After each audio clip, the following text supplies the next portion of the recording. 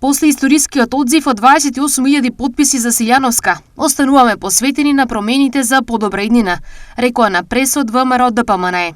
Ова е најголемиот доказ и најточниот индикатор за тоа колкава е желбата и надежта на граѓаните за промени за подобра иднина. Но, ова за ВМРО ДПМН е пред се и голема одговорност пред секој еден граѓанин. Имаме обврска пред секој еден од вас да ја оправдаме во целост вашата поддршка. Стево Пендаровски ги убедуваше граѓаните дека тој и владата на СДС ги затвориле сите отворени прашања со соседите и дека сега никој не обструира. Напротив, ни помагале и Грција и Бугарија. На предстојните избори, изборот пред граѓаните е Европската унија или изолација.